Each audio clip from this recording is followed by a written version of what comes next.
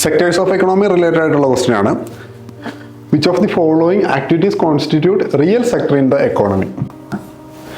Real sector ആണ്. അപ്പം sectors in economy നോക്കുമ്പോൾ നമുക്കറിയാം റിയൽ സെക്ടർ ഉണ്ട്, നമുക്ക് ഫിനാൻഷ്യൽ സെക്ടേഴ്സ് ഉണ്ട്. അപ്പോൾ റിയൽ സെക്ടേഴ്സ് എന്താണെന്ന് ഐഡന്റിഫൈ ചെയ്യുന്ന വഴി നമുക്ക് ആൻസറിലേക്ക് എത്താൻ പറ്റും.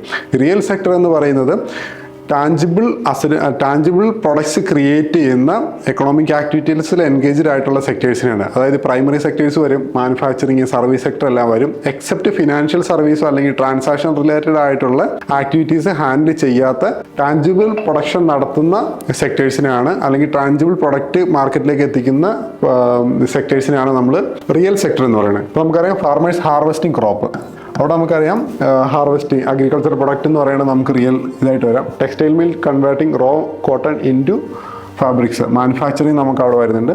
പിന്നെ commercial bank lending money to a trading company. അപ്പോൾ ഇത് നമുക്കറിയാം ഫിനാൻഷ്യൽ ട്രാൻസാക്ഷനോ ഫിനാൻഷ്യൽ ആക്ടിവിറ്റീസോ നടക്കുന്നത് ഫിനാൻഷ്യൽ സെക്ടറിലാണ് വരിക. അപ്പോൾ റിയൽ സെക്ടറിൽ വരുന്നില്ല, അതുകൊണ്ട് ഇതിന് തേർഡ് റോങ് ആണ്. റുപ്പി ഡിനോമിനേറ്റഡ് ബോണ്ട്, ഓവർസീസ് മാർക്കറ്റിൽ റുപ്പി ഡിനോമിനേറ്റഡ് ബോണ്ട് ഇഷ്യൂ ചെയ്യുന്ന കോർപ്പറേറ്റ് ബോഡീസ്, അതും ഒരു ഫിനാൻഷ്യൽ ട്രാൻസാക്ഷൻ ആണ്. അതുകൊണ്ട് തന്നെ 4ഉം റോങ് ആണ്. അപ്പോൾ നമുക്ക് നോക്കുമ്പോൾ 3ഉം 4ഉം എലിമിനേറ്റ് ചെയ്ത് കഴിഞ്ഞാൽ 1 and 2 ആണ് നമ്മുടെ ആൻസർ. റിയൽ സെക്ടർ എന്ന് പറയുന്നത് ഫാർമേഴ്സ് ഹാർവെസ്റ്റിംഗ് ദയർ ക്രോപ്സും പിന്നെ textile mills converting raw cotton into ഫാബ്രിക്സും.